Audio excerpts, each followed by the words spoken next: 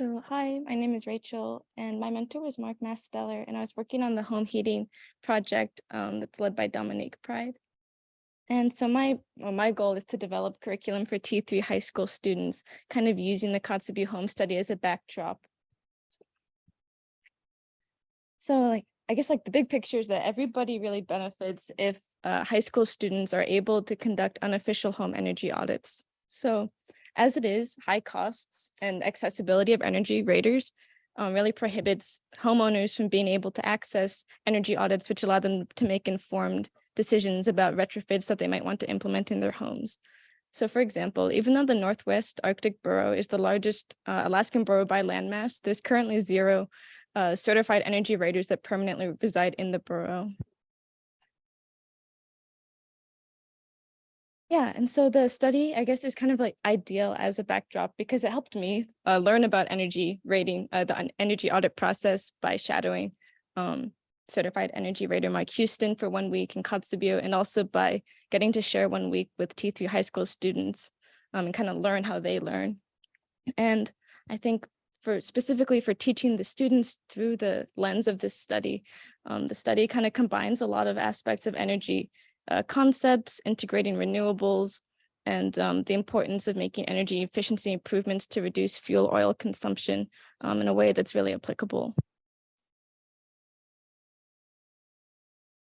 Yeah, so after spending that week with the students in Kotzebue, I kind of developed these personal goals for things that I might want to implement in the curriculum.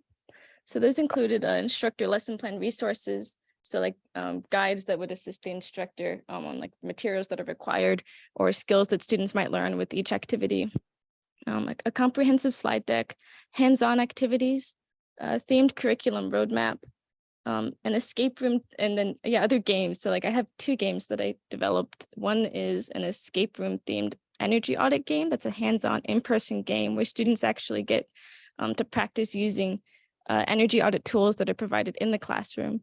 And then there's also an online web browser audit game that I've started working on that is kind of like a first look, I guess, to build a little bit of intrigue and let students see kind of the whole process, but in sort of a surface level way. And then there's also a companion website that I've been working on that's just kind of designed to be a place to put all those resources in one easy to access area so they're not having to look up all these different links off the slides. Yeah, and I reached those personal goal, or I decided on those personal goals from the week that I spent in the classroom and in Kotzebue and NOATAC with the T3 high school students.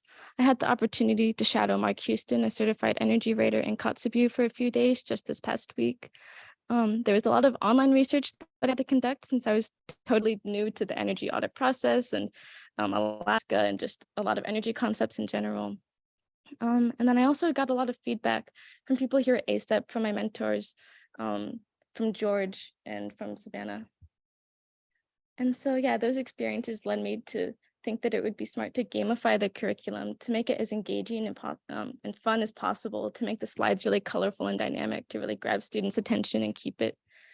And also to establish short-term goals in addition to the long-term learning objectives, just to kind of give students a sense of accomplishment for each new skill that they're learning. And so here's just a few pictures from my time in Kotzebue. That first one on the top left is actually the T3 group and George and I outside Tracy and Andrew Bell's home in Kotzebue, where we got to, the students got to walk through and kind of practice using the tools in a pretty fun, non-serious way. And then I actually got to revisit that home with Mark Houston and assist him in performing an energy audit. And then the image over there to the right is just Matt Bergen explaining some of the things that they're working on in the solar and wind farm that they have over there in Kotzebue. And then that last bottom picture is just this T3 students in the classroom learning energy concepts. So I guess there were some challenges that I had this summer, which was mainly just learning how big of a limitation time is. There were so many things that I wanted to implement, just more and more. The more that I worked on it, I could just think of so many ways to make it better. But I kind of had to dial it back, I guess, and realize that, I wouldn't be able to complete everything. So I think if I could do it again, I wouldn't have worked on the online game just because that was sort of a time sink.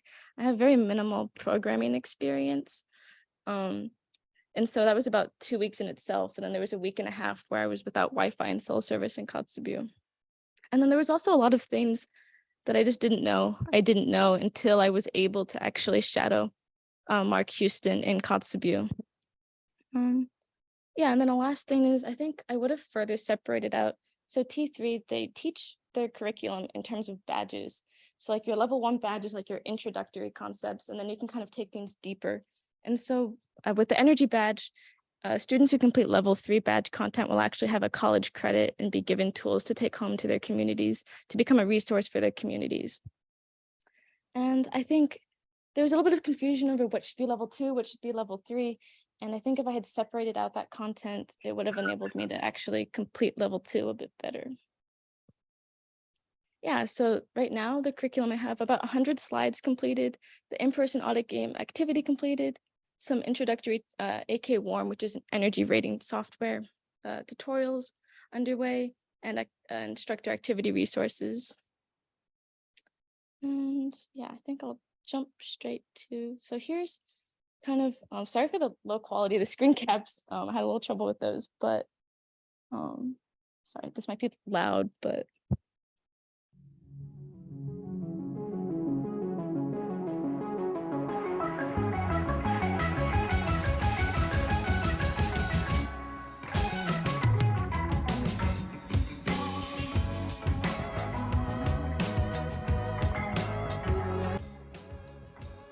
So this is just kind of like a sample page.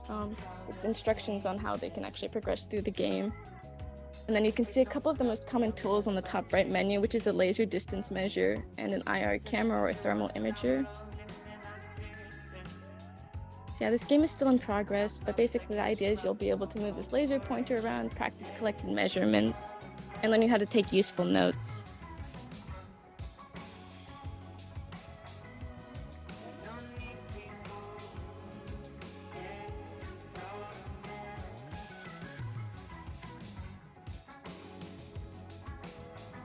And then here I just used a simple color processing script to assign different colors and number that would then be kind of translated over there into a temperature.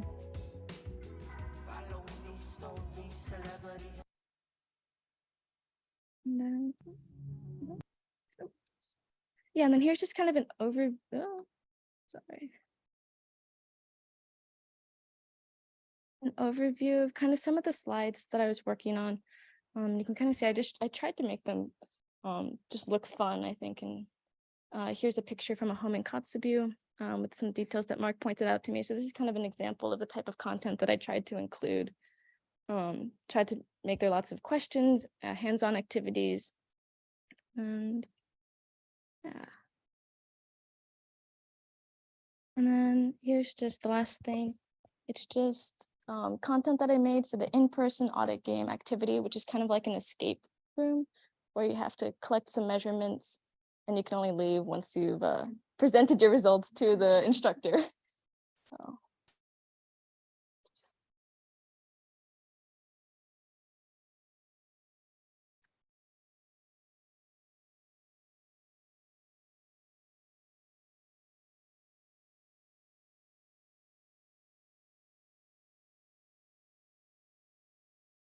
Yeah, just wanted to thank my mentor, Mark, Dominique, George, Savannah, Alana, and Mark Houston, the energy rater, for helping me this summer.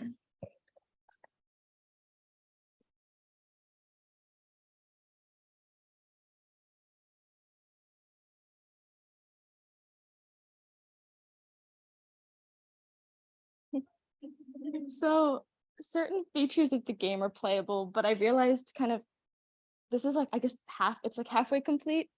And yeah, I guess I don't know if it's in a state that would like be good to like put out there yet. But yeah, I kind of had to dial it back like halfway through the game and realized I needed to spend more time developing the actual slide deck too. But yeah, I did. There are a bunch of extra assets that I have in the game to make it pretty easy if somebody did want to work on it in the future. But So right now I have it on Canva, but I have a Google Drive that I've put resources in, and I'm planning to share that with George.